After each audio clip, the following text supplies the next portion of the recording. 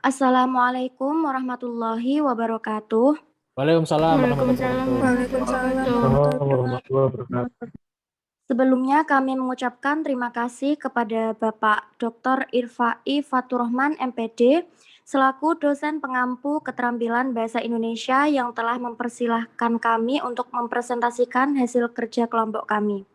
Kami dari kelompok 4 yang terdiri dari Nia Oktaviana Khairunisa, NIM 154, Farida Adila, NIM 164, Anissa Khoturnada, NIM 175, Putri Rahyuning Tias, NIM 185, Dava Dia Ulhaq, NIM 199, akan menjelaskan materi tentang paragraf. Berikut adalah penjelasannya. Untuk yang pertama, saya persilahkan Putri Rahyuning Tias untuk mempresentasikan materi kami. Terima kasih.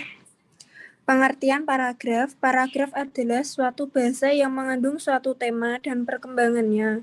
Menurut Krida Laksana 2001.2154,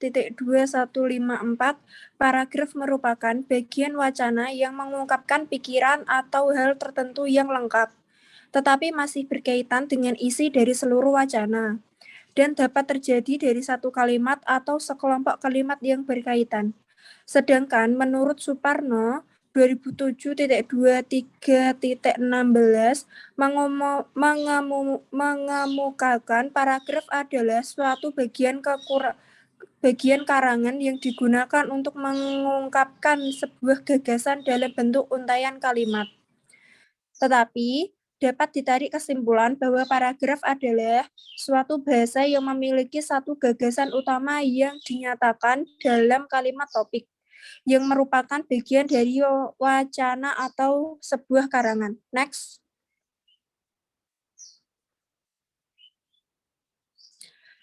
Batasan mengenai paragraf. Paragraf mempunyai gagasan utama yang dituangkan dalam bentuk kalimat. 2. Paragraf terdiri atas beberapa kalimat berdasarkan bentuk paragraf yang merenggang dibedakan dari paragraf yang bertakuk. Yang ketiga, gagasan utama ditanyakan di dalam kalimat topik. Yang keempat, salah satu kalimat dalam paragraf merupakan kalimat topik. Selebihnya sebagai kalimat pengembangannya yang berfungsi memperluas keterangan, memperjelas, menganalisis, atau menerangkan kalimat topik. Next.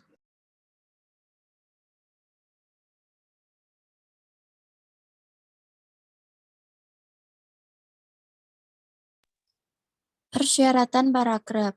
Next.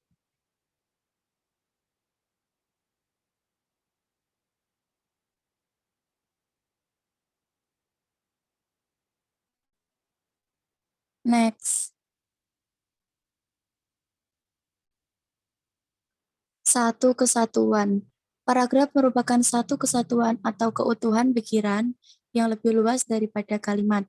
Setiap paragraf mengandung satu gagasan utama dan satu atau sejumlah gagasan pengembang. Kesatuan dalam sebuah paragraf hanya akan terbentuk apabila masing-masing dalam paragraf tetap dikendalikan oleh gagasan utama. Contoh paragraf. Indonesia masih dapat disebut sebagai negara agraris. Dari 80% penduduk, Indonesia hidup sebagai petani. Sebagian besar di antara petani itu ialah petani tradisional. Sebagian kecil telah menjadi petani modern yang ditandai dengan rekayasa teknologi pertanian, menunjukkan bahwa unsur kesatuan dalam paragraf telah terwujud. Pertama, tersebut kalimat topik yang berisi sebuah gagasan. Next.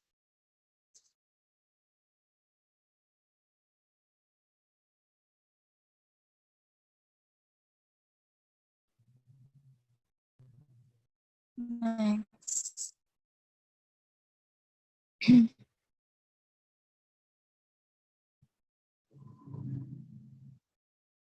Dua, kepaduan.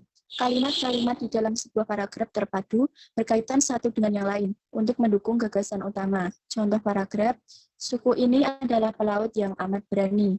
Banyak orang dari suku ini yang berhasil mengarungi lautan hanya dengan perahu tradisional berukuran kecil tanpa peralatan navigasi yang memadai. Bagi mereka tidak ada istilah terdampar. Bagi mereka setiap daratan adalah rumahnya dan setiap laut adalah ladangnya. Oleh karena itu, wajarlah apabila suku ini tersebar hampir merata ke seluruh dunia, di mana saja secara mudah dapat ditemukan kelompok etnis ini. Dalam paragraf tersebut menunjukkan jalinan antar kalimat sangat logis dan gramatikal. Antar kalimat terjalin secara logis dan padu, yakni saling berkaitan mendukung gagasan utama.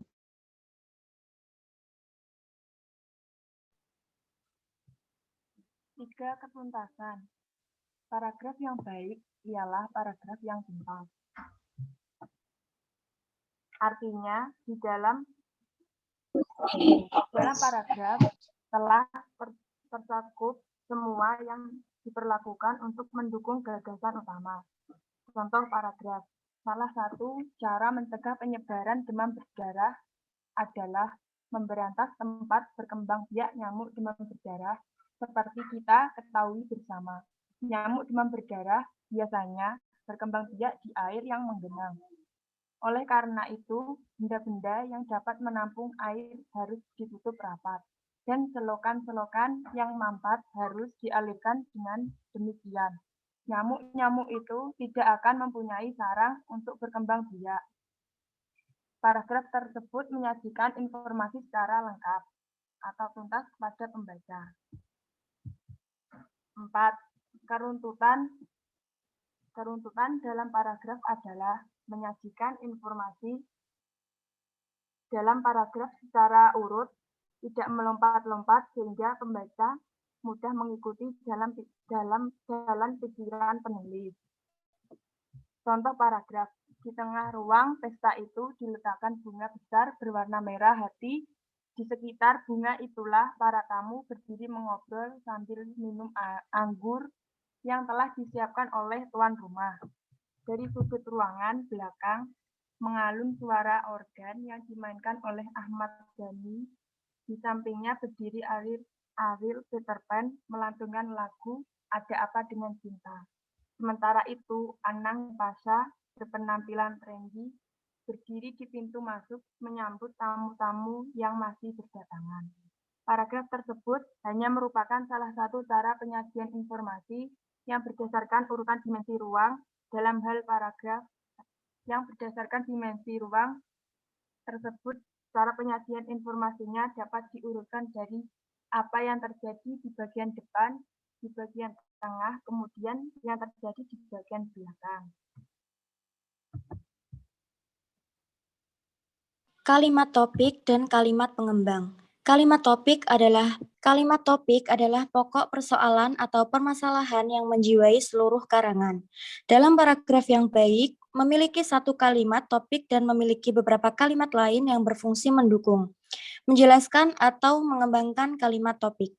Kalimat yang berfungsi mendukung, menjelaskan, dan mengembangkan kalimat topik disebut kalimat pengembang. Kalimat pengembang memiliki keeratan yang berbeda-beda hubungannya dengan kalimat topik. Ada kalimat yang secara langsung menjelaskan topik, ada juga yang tidak menjelaskan secara langsung, meskipun masih mempunyai hubungan yang erat dengan kalimat topik dalam paragraf. Kalimat yang secara langsung mengembangkan kalimat topik dalam paragraf disebut kalimat pengembang langsung atau kalimat pengembang mayor. Adapun kalimat yang mengembangkan kalimat topik tidak secara langsung disebut kalimat pengembang tak langsung atau kalimat pengembang minor. Next.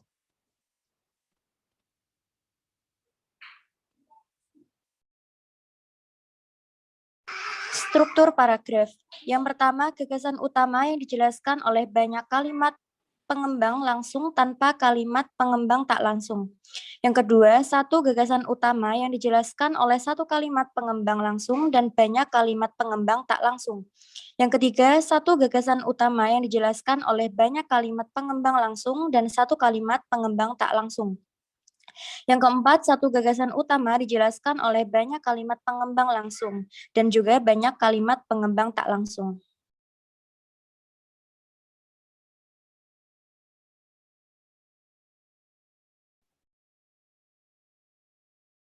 Paragraf berdasarkan urutannya. Yang pertama, paragraf pembuka atau pengantar.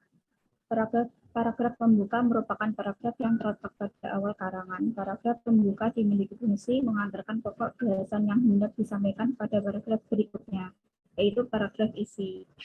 Yang kedua, paragraf isi. Paragraf isi terletak antara paragraf pembuka dan penutup. Fungsi paragraf isi ialah untuk mengembang pokok persoalan yang telah ditentukan. Yang ketiga, paragraf penutup. Paragraf penutup berfungsi mengakhiri atau menutup karangan atau karya tulis. Paragraf penutup terletak pada bagian akhir suatu karangan. Next. Pengembangan paragraf. Yang pertama, pengembang paragraf dengan contoh. Yang kedua, pengembang paragraf dengan definisi. Yang ketiga, pengembang paragraf dengan persamaan perbedaan. Yang keempat, pengembangan paragraf dengan sebab akibat. Yang kelima, pengembangan paragraf dengan ilustrasi. Yang keenam, pengembangan paragraf dengan analogi. Yang ketujuh, pengembangan paragraf dengan kronologi. 8, pengembangan paragraf dengan repetisi. Next.